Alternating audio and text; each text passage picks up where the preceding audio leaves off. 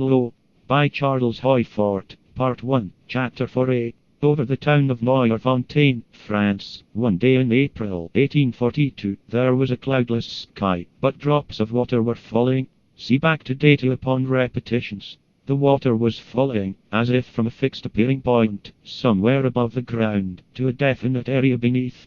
The next day water was still falling upon this one small area, as mysteriously as if a ghost aloft were holding the nozzle of an invisible hose. I take this account from the Journal of the French Academy of Sciences Comptes Rendus, Volume 14, page 664.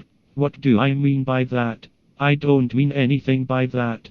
At the same time, I do mean something by the meaninglessness of that. I mean that we are in the helpless state of a standardless existence, and that the appeal to authority is as much of the wobble as any other of our insecurities. Nevertheless, though I know of no standards by which to judge anything, I conceive, or accept the idea of something that is the standard, if I can think of our existence as an organism. If human thought is a growth, like all other growths, its logic is without foundation of its own, and is only the adjusting constructiveness of all other growing things. A tree cannot find out, as it were, how to blossom until comes blossom time.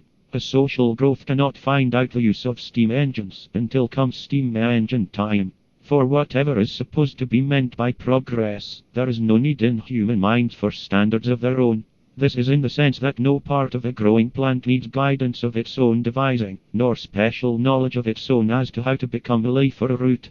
It needs no base of its own, because the relative wholeness of the plant is relative vastness to its parts. At the same time, in the midst of this theory of submergence, I do not accept that human minds are absolute non-entities, just as I do not accept that a leaf, or a root of a plant, though so dependent upon a main body, and so clearly only a part, is absolutely without something of an individualizing touch of its own. It is the problem of continuity-discontinuity, which perhaps I shall have to take up some time.